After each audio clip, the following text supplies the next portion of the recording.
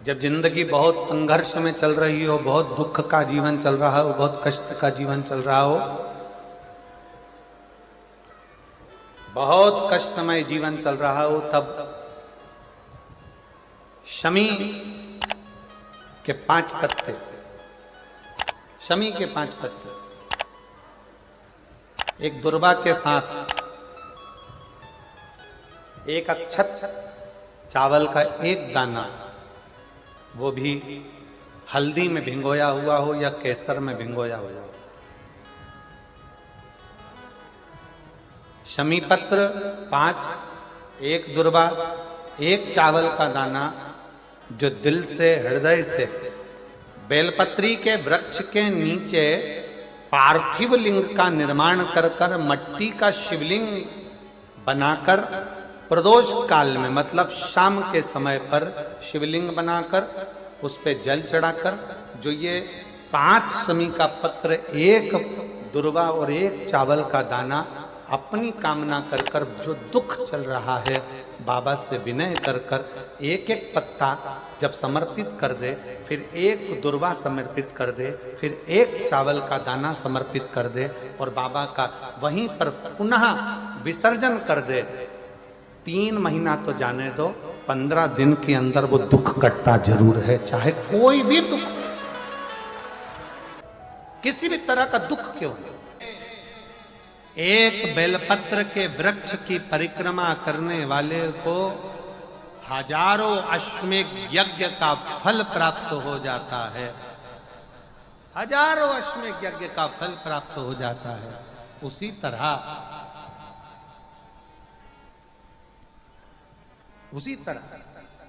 एक पार्थिव लिंग का निर्माण करने वाले को, मिट्टी का शिवलिंग का निर्माण कर कर पूजन करने वालों को 12 ज्योतिर्लिंग के शिवलिंग के दर्शन का पुण्य फल प्राप्त। बहुत ध्यान लगाकर सुनिएगा। एक बेलपत्री और उस बेलपत्री में एक चंदन की बिंदी और एक अक्षत का दाना मात्र रखकर भी अगर शिवालय पर चढ़ा दी जाती है, एक बेलपत्री, एक चंदन का बिंदी, और चंदन फिर निवेदन करेंगे। आज के जमाने में तुम लोग सब घिसा घिसाया, पड़ा पड़ाया, डब्बी का सामान ले लेकर, वो नहीं, चंदन की मुठिया रखो, थोड़ा सा भी घिसो, जरा सा भी घिसो, उसकी एक बिंदी और एक चावल का दाना, जब हम भगवान देवादिदेव महादेव को समर्पित करते हैं, अपनी कामना कर कर समर्पित करते हैं, तो निश्चितता है, पुराण की कथा कहती है, शंकर भगवान उसका फल शीघ्र प्रदान कर देते हैं। भले आपने कुछ करा ना करा, उसका फल तुम्हें मिल जाता है। में जाना, लोटा भरकर जल समर्पित करना, और कभी तुम्हारे जीवन में अगर तुमको लग रहा है कि मैं दुखों से पीछा छूट ही नहीं रहा, तब उस जगह पर बेलपत्री के मध्य भाग में पीला चंदन, ये जो पत्ती है और ये 2 पत्ती हैं, ये बड़ी पत्ती और ये बीच की जो 2 पत्ती हैं, इसके बीच में जो डंडी का भाग रहता है, जो बीच में डंडी का जो भाग है, बड़ी पत्ती और ये 2 छोटी पत्ती के मध्य में जो डंडी का भाग है, उस डंडी के भाग में पीला चंदन और एक अक्षत पीला, शंकर भगवान को आप अगर प्रदोष काल में समर्पित कर रहे हैं, तो ये निश्चित है कि धीरे धीरे कर कर वो दुख समाप्त होगा, वो दुख कटेगा ही।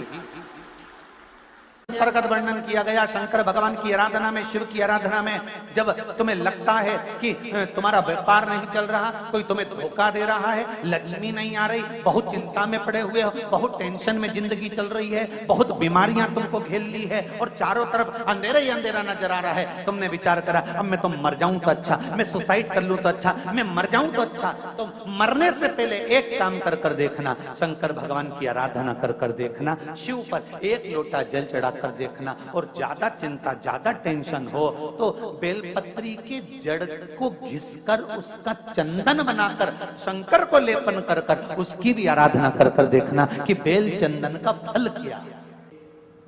बेलपत्र, एक बेल, ये कोई साधारण नहीं, एक बेलपत्र